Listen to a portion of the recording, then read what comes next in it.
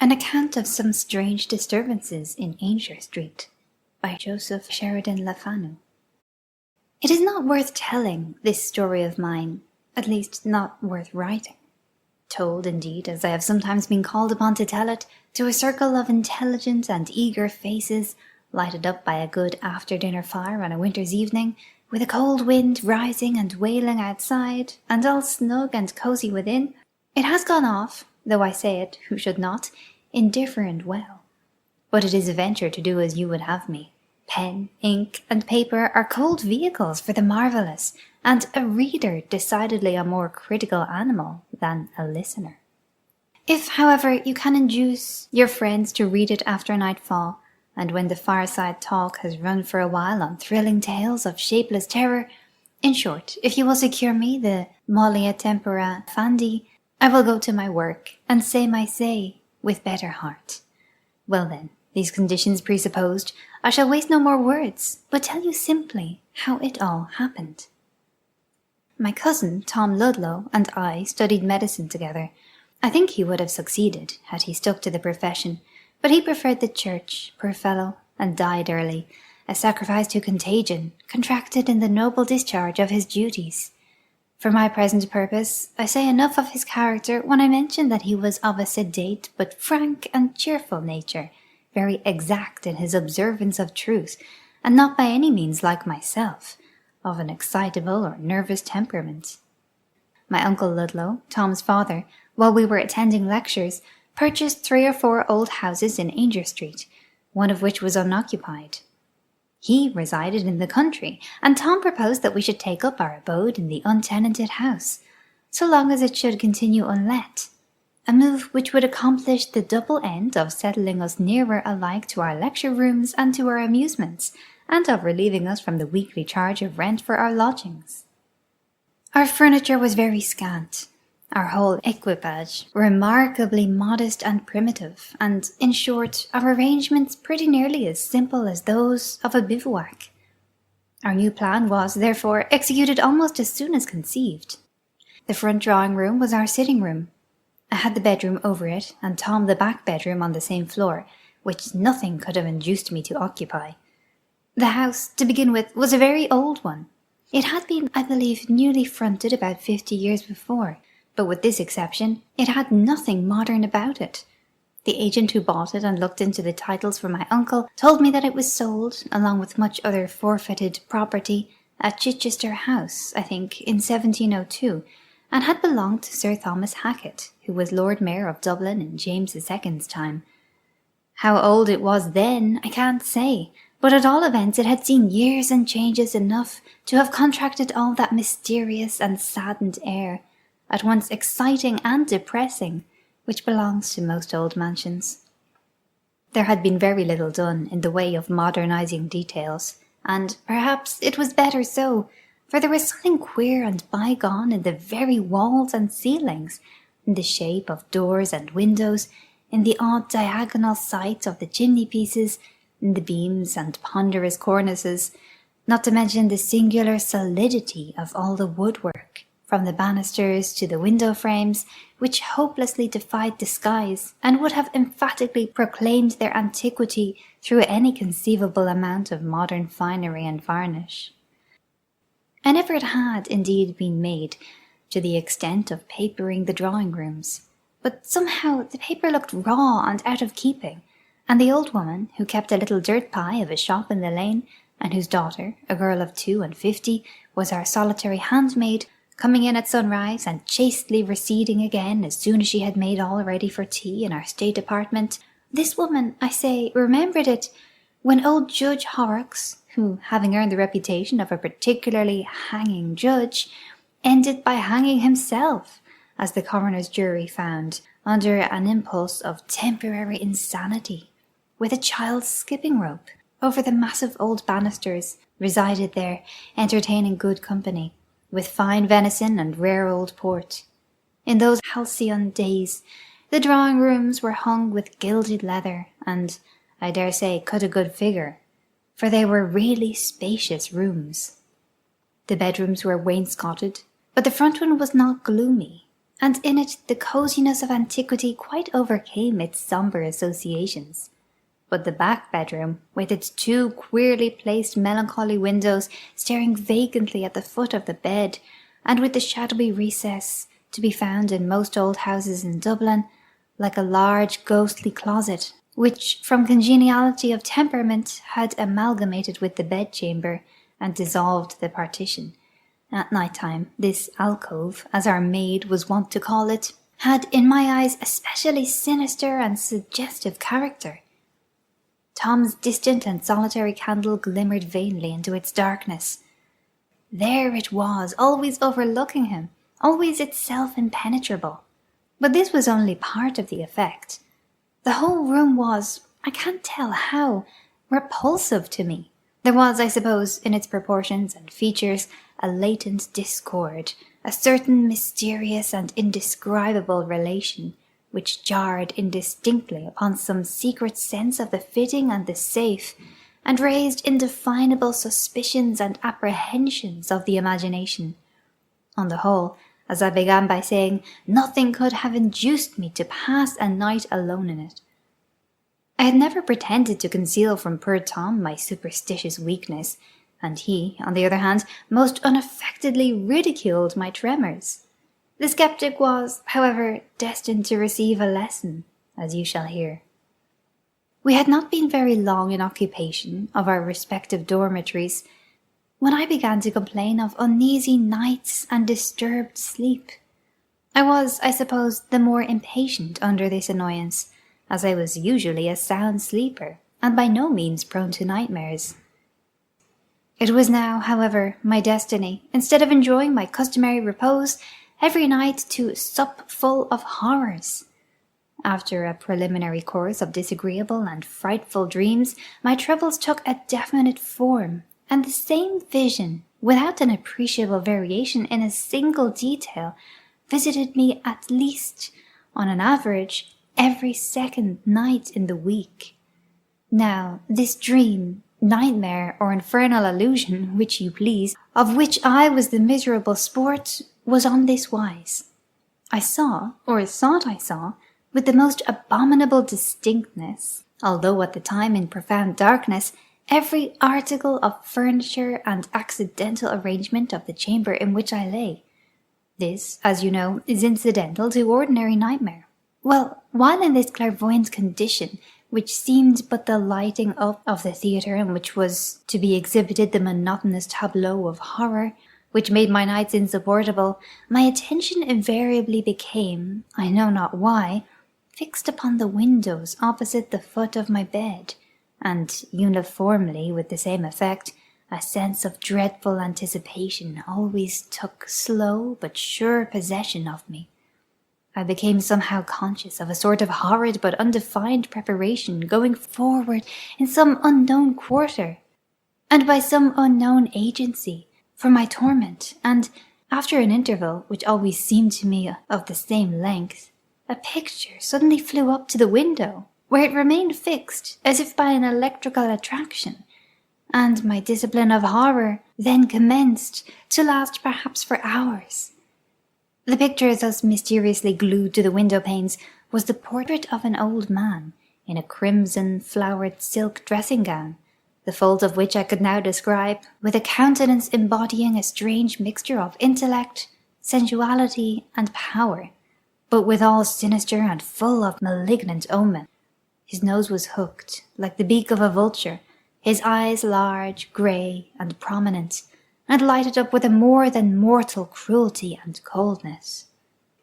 These features were surmounted by a crimson velvet cap, the hair that peeped from under which was white with age, while the eyebrows retained their original blackness.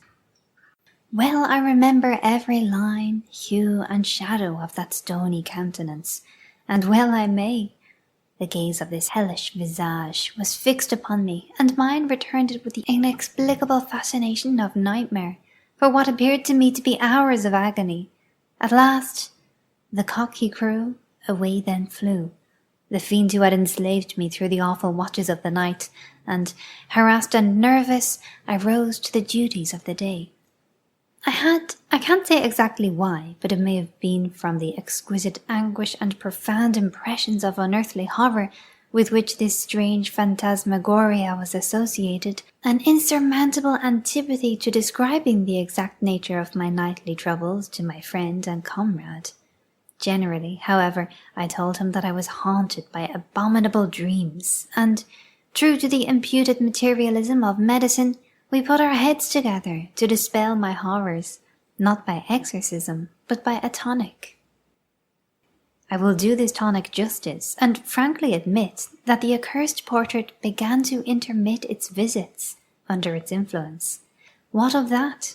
Was this singular apparition, as full of character as of terror, therefore the creature of my fancy, or the invention of my poor stomach? Was it, in short, subjective, to borrow the technical slang of the day, and not the palpable aggression and intrusion of an external agent? That, good friend, as we will both admit, by no means follows. The evil spirit, who enthralled my senses in the shape of that portrait, may have been just as near me, just as energetic, just as malignant, though I saw him not. What means the whole moral code of revealed religion regarding the due keeping of our own bodies, soberness, temperance, etc.? Here is an obvious connection between the material and the invisible.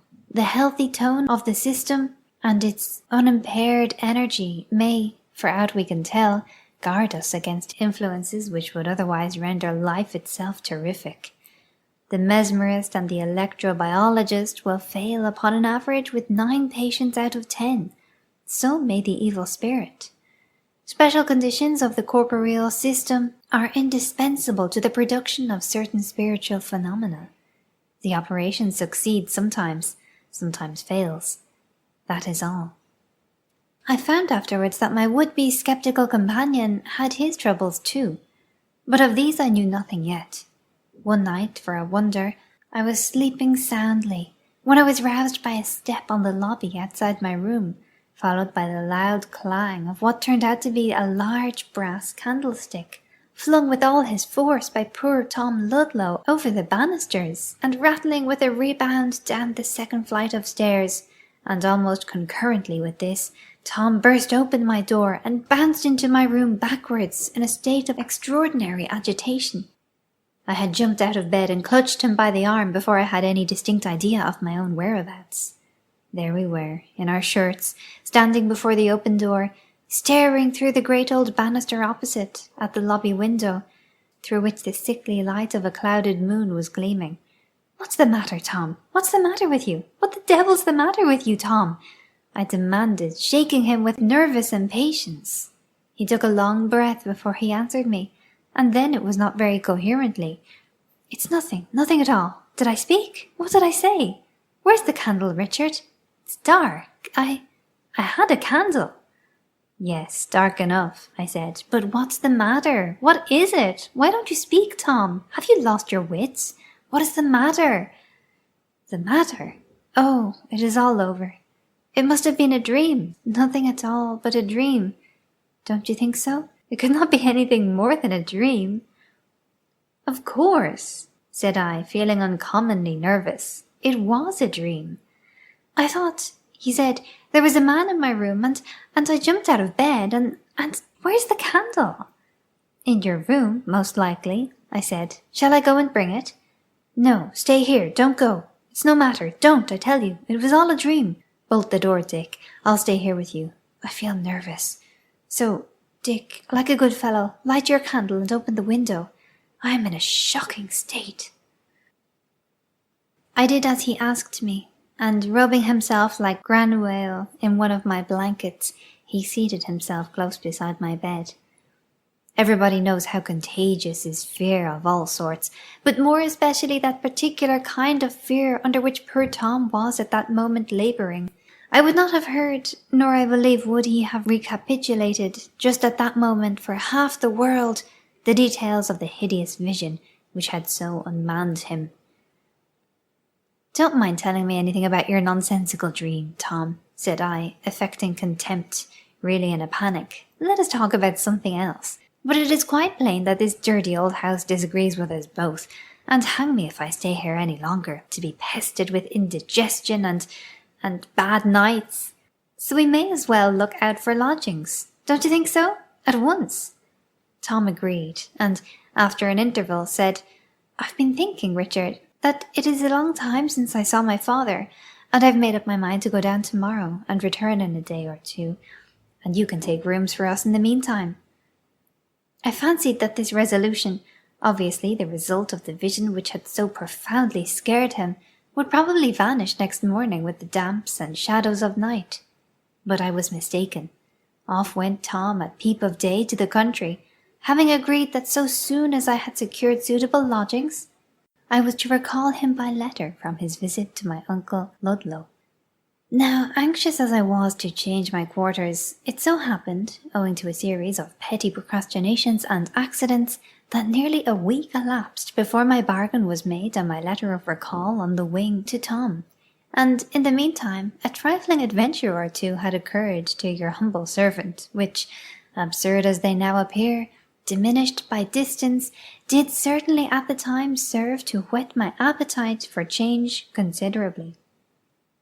A night or two after the departure of my comrade, I was sitting by my bedroom fire, the door locked, and the ingredients of a tumbler of hot whisky punch upon the crazy spider table, for, as the best mode of keeping the black spirits and white, blue spirits and grey, with which I was environed, at bay, I had adopted the practice recommended by the wisdom of my ancestors, and kept my spirits up by pouring spirits down.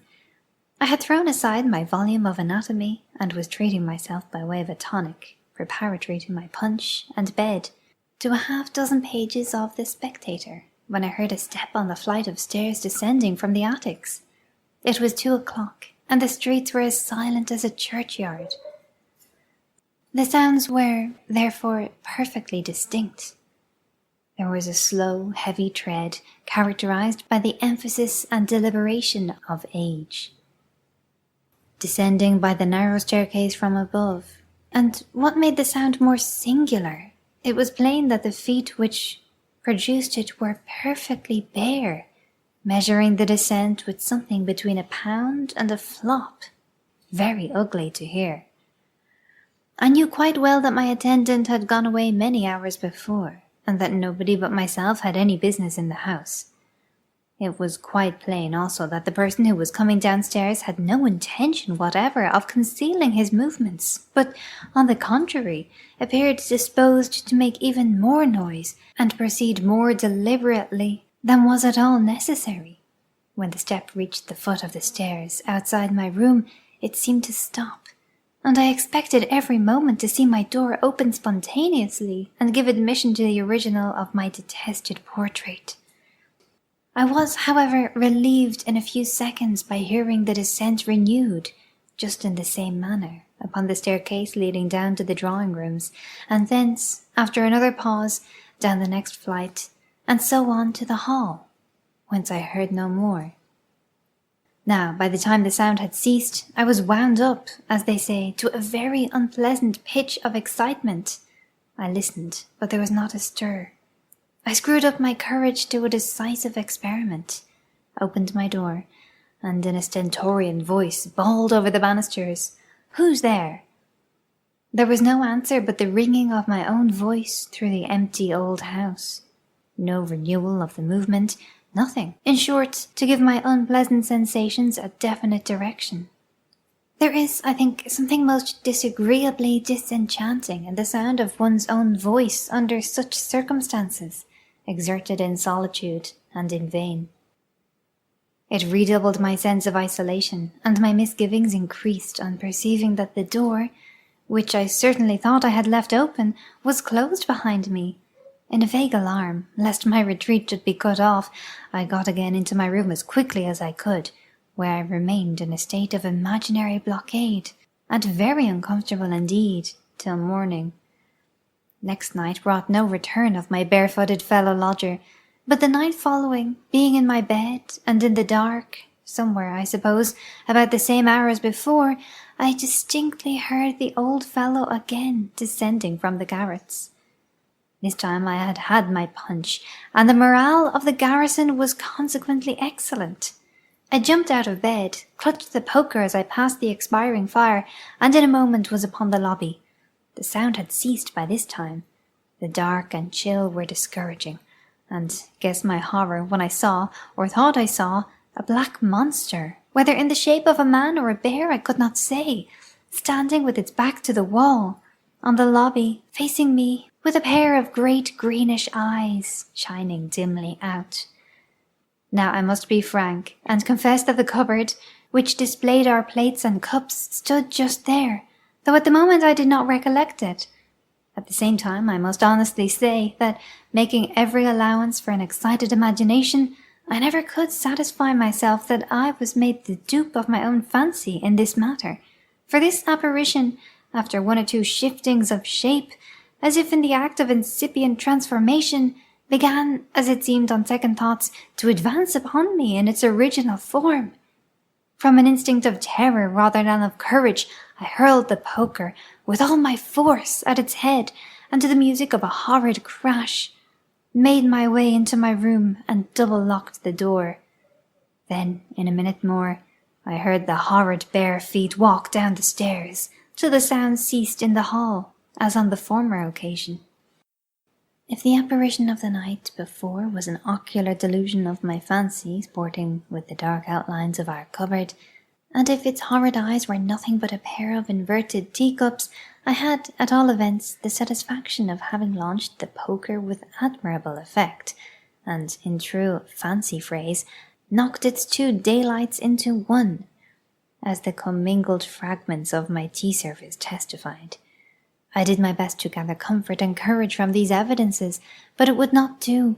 And then what could I say of those horrid bare feet, and the regular tramp, tramp, tramp, which measured the distance of the entire staircase through the solitude of my haunted dwelling, and at an hour when no good influence was stirring? Confound it, the whole affair was abominable. I was out of spirits, and dreaded the approach of night. It came, ushered ominously in with a thunderstorm and dull torrents of depressing rain. Earlier than usual the streets grew silent, and by 12 o'clock nothing but the comfortless pattering of the rain was to be heard. I made myself as snug as I could. I lighted 2 candles instead of 1. I forswore bed, and held myself in readiness for a sally, candle in hand, for coûte qui coûte, I was resolved to see the being, if visible at all, who troubled the nightly stillness of my mansion. I was fidgety and nervous, and tried in vain to interest myself with my books. I walked up and down my room, whistling in turn martial and hilarious music, and listening ever and anon for the dreaded noise. I sat down and stared at the square label on the solemn and reserved-looking black bottle, until Flanagan and Co.'s best old malt whisky grew into a sort of subdued accompaniment to all the fantastic and horrible speculations which chased one another through my brain. Silence, meanwhile, grew more silent, and darkness darker. I listened in vain for the rumble of a vehicle, or the dull clamour of a distant row. There was nothing but the sound of a rising wind, which had succeeded the thunderstorm that had travelled over the Dublin mountains, quite out of hearing. In the middle of this great city, I began to feel myself alone with nature, and heaven knows what beside. My courage was ebbing. Punch, however, which makes beasts of so many, made a man of me again, just in time to hear with tolerable nerve and firmness the lumpy, flabby, naked feet deliberately descending the stairs again. I took a candle, not without a tremor. As I crossed the floor I tried to extemporize a prayer, but stopped short to listen, and never finished it. The steps continued. I confess I hesitated for some seconds at the door before I took heart of grace and opened it. When I peeped out, the lobby was perfectly empty. There was no monster standing on the staircase, and as the detested sound ceased, I was reassured enough to venture forward nearly to the banisters. Horror of horrors! Within a stair or 2 beneath the spot where I stood, the unearthly tread smote the floor. My eye caught something in motion. It was about the size of Goliath's foot. It was grey, heavy, and flapped with a dead weight from one step to another. As I am alive, it was the most monstrous grey rat I ever beheld or imagined. Shakespeare says, "Some men there are cannot abide a gaping pig, and some that are mad if they behold a cat." I went well nigh out of my wits when I beheld this rat, for, laugh at me as you may, it fixed upon me, I thought, a perfectly human expression of malice, and as it shuffled about and looked up into my face, almost from between my feet, I saw, I could swear it, I felt it then, and know it now, the infernal gaze and the accursed countenance of my old friend in the portrait, transfused into the visage of the bloated vermin before me. I bounced into my room again with a feeling of loathing and horror I cannot describe, and locked and bolted my door as if a lion had been at the other side. Damn him, or it! Curse the portrait and its original! I felt in my soul that the rat, yes, the rat I had just seen was that evil being in masquerade, and rambling through the house upon some infernal night lark. Next morning I was early trudging through the miry streets, and among other transactions posted a peremptory note recalling Tom. On my return, however, I found a note from my absent chum, announcing his intended return next day. I was doubly rejoiced at this, because I had succeeded in getting rooms, and because the change of scene and return of my comrade were rendered specially pleasant by the last night's half-ridiculous, half-horrible adventure. I slept extemporaneously in my new quarters in Diggs Street that night, and next morning returned for breakfast to the haunted mansion, where I was certain Tom would call immediately on his arrival. I was quite right. He came, and almost his first question referred to the primary object of our change of residence. "Thank God," he said, with genuine fervour, on hearing that all was arranged. "On your account I am delighted. As to myself, I assure you that no earthly consideration could have induced me ever again to pass a night in this disastrous old house." "Confound the house!" I ejaculated, with a genuine mixture of fear and detestation. "We've not had a pleasant hour since we came to live here."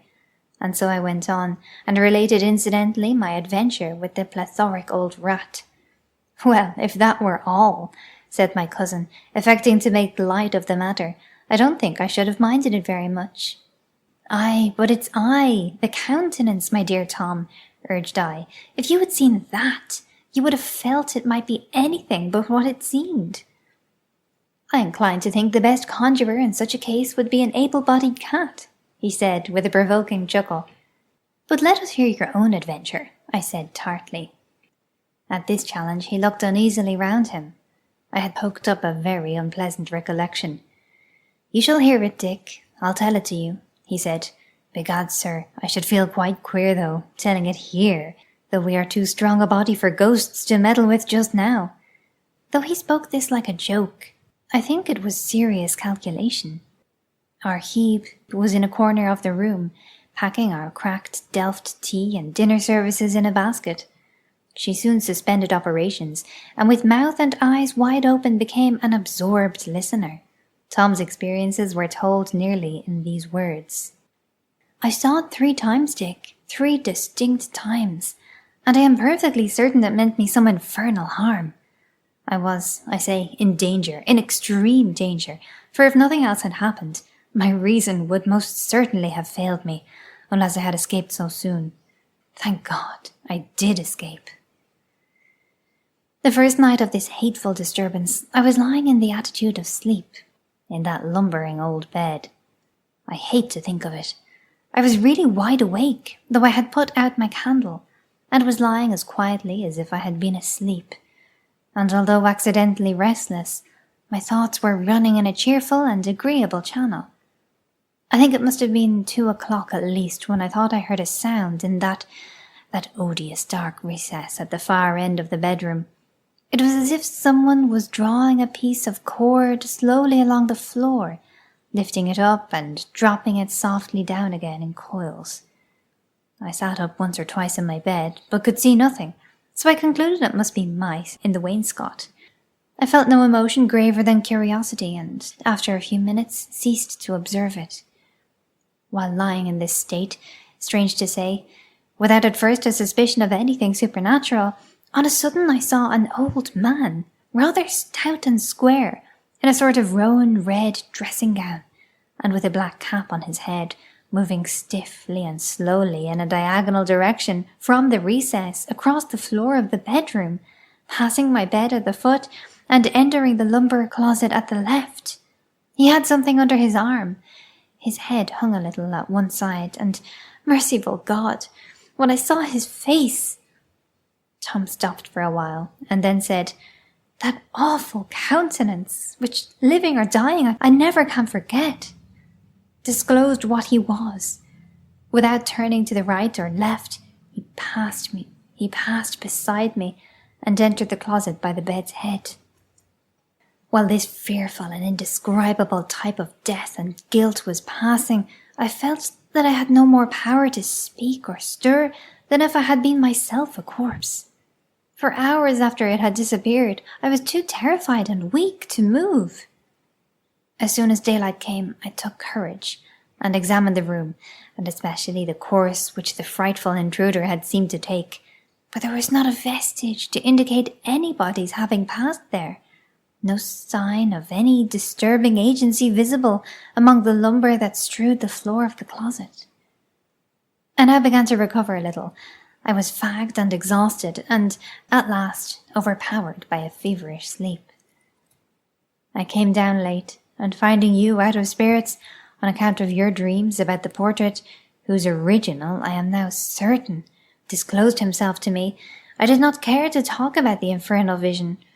In fact, I was trying to persuade myself that the whole thing was an illusion, and I did not like to revive in their intensity the hated impressions of the past night, or to risk the constancy of my skepticism by recounting the tale of my sufferings.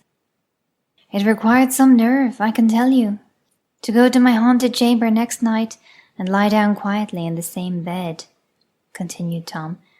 I did so with a degree of trepidation, which, I am not ashamed to say, a very little matter, would have sufficed to stimulate to downright panic. This night, however, it passed off quietly enough, as also the next, and so too did 2 or 3 more. I grew more confident, and began to fancy that I believed in the theories of spectral illusions with which I had at first vainly tried to impose upon my convictions. The apparition had been, indeed, altogether anomalous. It had crossed the room without any recognition of my presence.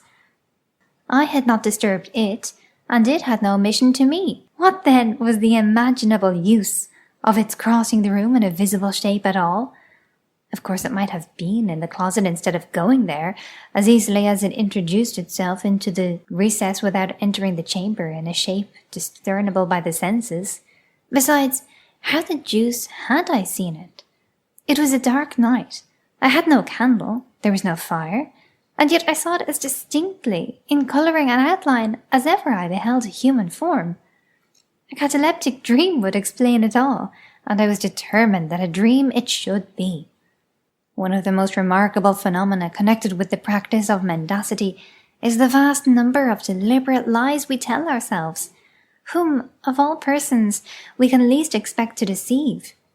In all this, I need hardly tell you, Dick, I was simply lying to myself, and did not believe one word of the wretched humbug. Yet I went on, as men will do, like persevering charlatans and impostors, who tire people into credulity by the mere force of reiteration. So I hoped to win myself over, at last, to a comfortable skepticism about the ghost. He had not appeared a second time. That certainly was a comfort. And what, after all, did I care for him, and his queer old toggery and strange looks? Not a fig. I was nothing the worse for having seen him, and a good story the better. So I tumbled into bed, put out my candle, and, cheered by a loud, drunken quarrel in the back lane, went fast asleep. From this deep slumber I woke with a start. I knew I had had a horrible dream, but what it was I could not remember. My heart was thumping furiously. I felt bewildered and feverish. I sat up in the bed and looked about the room, A broad flood of moonlight came in through the curtainless window.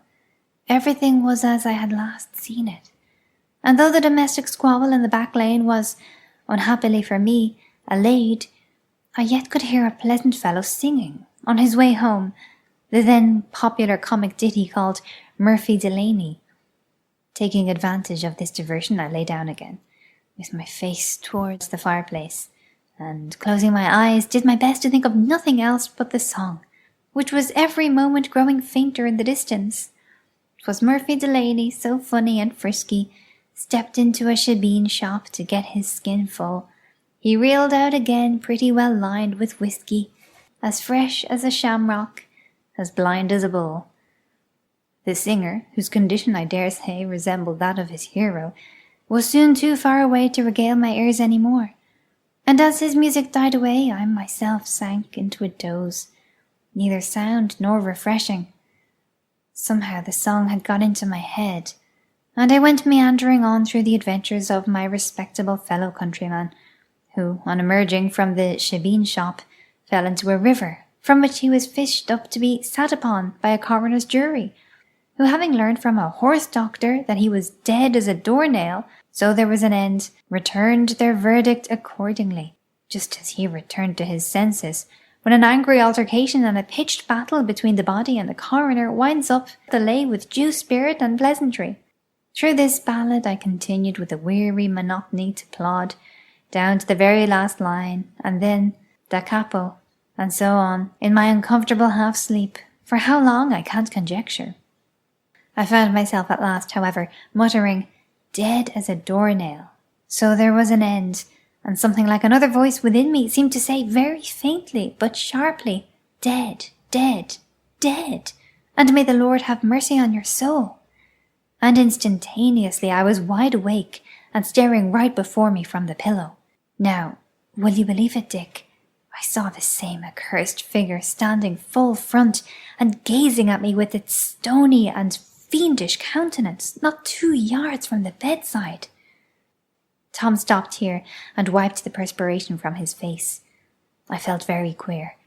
The girl was as pale as Tom, and, assembled as we were in the very scene of these adventures, we were all, I dare say, equally grateful for the clear daylight and the resuming bustle out of doors. For about 3 seconds only I saw it plainly. Then it grew indistinct, but for a long time there was something like a column of dark vapour where it had been standing, between me and the wall, and I felt sure that he was still there. After a good while this appearance went too. I took my clothes downstairs to the hall and dressed there, with the door half open, then went out into the street and walked about the town till morning, when I came back in a miserable state of nervousness and exhaustion. I was such a fool, Dick, as to be ashamed to tell you how I came to be so upset.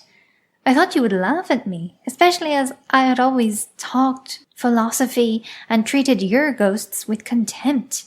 I concluded you would give me no quarter, and so kept my tale of horror to myself. Now, Dick, you will hardly believe me when I assure you that for many nights after this last experience I did not go to my room at all.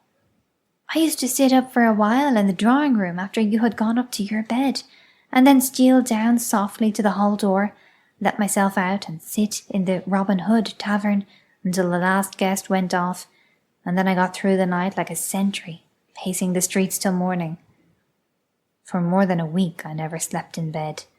I sometimes had a snooze on a form in the Robin Hood, and sometimes a nap in a chair during the day, but regular sleep I had absolutely none. I was quite resolved that we should get into another house, but I could not bring myself to tell you the reason, and I somehow put it off from day to day, although my life was, during every hour of this procrastination, rendered as miserable as that of a felon with the constables on his track. I was growing absolutely ill from this wretched mode of life. One afternoon I determined to enjoy an hour's sleep upon your bed.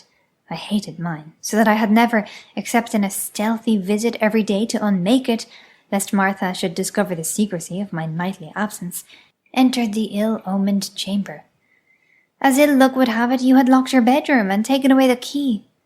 I went into my own to unsettle the bedclothes as usual, and give the bed the appearance of having been slept in. Now, a variety of circumstances concurred to bring out the dreadful scene through which I was that night to pass. In the first place, I was literally overpowered with fatigue and longing for sleep. In the next place, the effect of this extreme exhaustion upon my nerves resembled that of a narcotic, and rendered me less susceptible than perhaps I should in any other condition have been of the exciting fears which had become habitual to me. Then again, a little bit of the window was open. A pleasant freshness pervaded the room, and, to crown all, the cheerful sun of day was making the room quite pleasant. What was to prevent my enjoying an hour's nap here? The whole air was resonant with the cheerful hum of life, and the broad matter-of-fact light of day filled every corner of the room.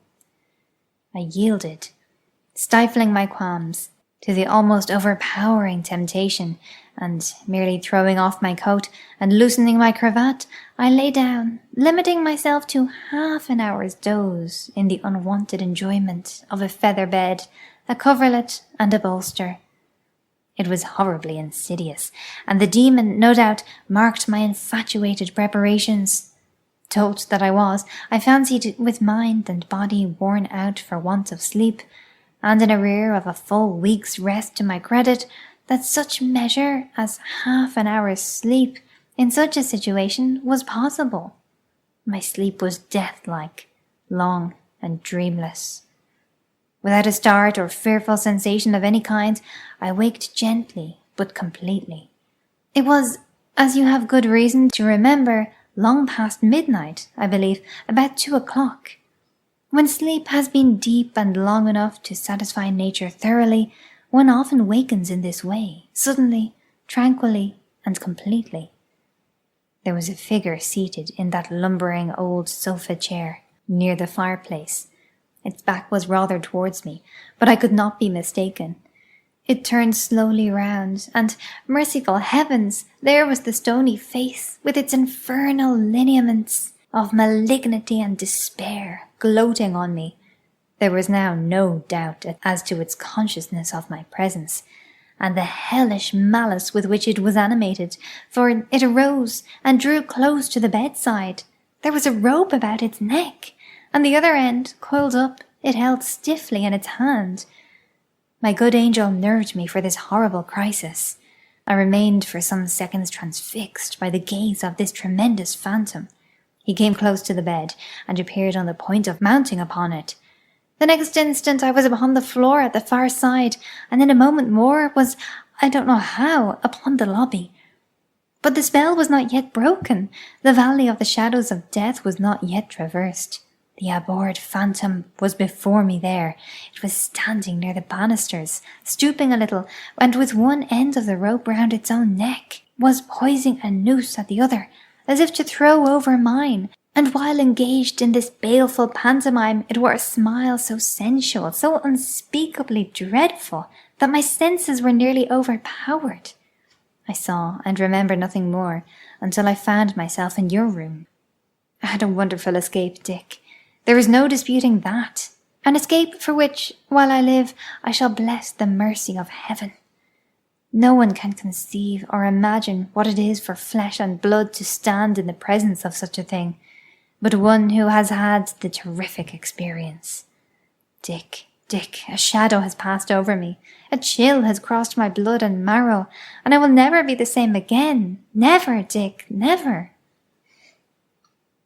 Our handmaid, a mature girl of 52, as I have said, stayed her hand as Tom's story proceeded, and by little and little drew near to us, with open mouth, and her brows contracted over her little beady black eyes, till, stealing a glance over her shoulder now and then, she established herself close behind us.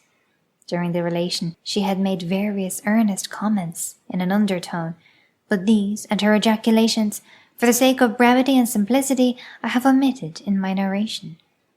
"It's often I heard tell of it," she now said, "but I never believed it rightly till now, though, indeed, why should not I?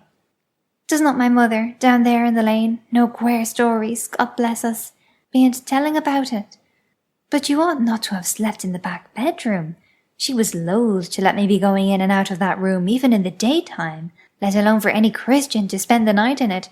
For sure she says it was his own bedroom. Whose own bedroom? We asked in a breath.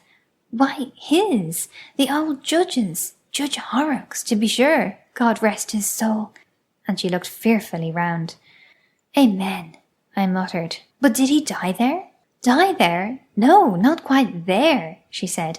Sure, was it not over the banisters he hung himself, the old sinner? God be merciful to us all. And was it not in the alcove they found the handles of the skipping rope cut off, and the knife where he was settling the cord, God bless us, to hang himself with? It was his housekeeper's daughter owned the rope, my mother often told me, and the child never throve after, and used to be starting up out of her sleep and screeching in the night time, with dreams and frights that come on her, and they said how it was the spirit of the old judge that was tormenting her, and she used to be roaring and yelling out to hold back the big old fella with the crooked neck, and then she'd screech, "Oh, the master, he's stamping at me and beckoning to me. Mother darling, don't let me go." And so the poor creature died at last, and the doctor said it was water on the brain, for it was all they could say. How long ago was all this? I asked. Oh, then how would I know? She answered. But it must be a wonderful long time ago, for the housekeeper was an old woman, with a pipe in her mouth, and not a tooth left, and better nor 80 years old when my mother was first married, and they said she was a real buxom, fine-dressed woman when the old judge came to his end. And indeed, my mother's not far from 80 years herself, 80 years old herself this day. And what made it worse for the unnatural old villain, God rest his soul, to frighten the little girl out of the world the way he did, was what was mostly thought and believed by everyone. My mother says how the poor little prater was his own child, for he was by all accounts an old villain every way, and the hangingest judge that ever was known in Ireland's ground. From what you said about the danger of sleeping in that bedroom, said I suppose there were stories about the ghost having appeared there to others? Well, there was things said, queer things, surely, she answered, as it seemed, with some reluctance. And why would not there? Sure, was it not up in that same room he slept for more than 20 years? And was it not in the alcove he got the rope ready that done his own business at last, the way he done many a better man's in his lifetime? And was not the body lying in the same bed after death, and put in the coffin there too, and carried out to his grave from it in Pether's churchyard, after the coroner was done? But there was queer stories, my mother has them all, about how one Nicholas Spate got into trouble on the head of it. And what did they say of this Nicholas Spate? I asked. Oh, for that matter, it's soon told, she answered. And she certainly did relate a very strange story, which so piqued my curiosity that I took occasion to visit the ancient lady, her mother, from whom I learned many very curious particulars. Indeed, I am tempted to tell the tale, but my fingers are weary, and I must defer it. But if you wish to hear it another time, I shall do my best. When we had heard the strange tale I have not told you, we put one or two further questions to her about the alleged spectral visitations, to which the house had, ever since the death of the wicked old judge, been subjected. No one ever had luck in it, she told us. There was always cross accidents, sudden deaths, and short times in it. The first that took, it was a family. I forget their name, but at any rate there was 2 young ladies and their papa. He was about 60, and a stout, healthy gentleman as you'd wish to see at that age. Well, he slept in that unlucky back bedroom, and, God between us and harm, sure enough he was found dead one morning, half out of the bed, with his head as black as a sloe, and swelled like a pudding, hanging down near the floor. It was a fit, they said. He was as dead as a mackerel, and so he could not say what it was, but the old people was all sure that it was nothing at all but the old judge, God bless us, that frightened him out of his senses and his life together. Some time after that there was a rich old maiden lady took the house. I don't know which room she slept in, but she lived alone, and at any rate one morning the servants going down early to their work found her sitting on the passage stairs, shivering and talking to herself, quite mad, and never a word more could any of them or her friends get from her ever afterwards but, "Don't ask me to go, for I promised to wait for him." They never made out from her who it was she meant by him, but of course those that knew all about the old house were at no loss for the meaning of all that happened to her. Then, afterwards, when the house was let out in lodgings, there was Mickey Byrne that took the same room, with his wife and 3 little children. And sure I heard Mrs. Byrne myself telling how the children used to be lifted up in the bed at night, and she could not see by what means, and how they were starting and screeching every hour, just all as one as the housekeeper's little girl that died, till at last one night poor Mickey had a drop in him, the way he used to now and again. And what do you think? In the middle of the night he thought he heard a noise on the stairs, and being in liquor, nothing less would do him but out he must go himself to see what was wrong.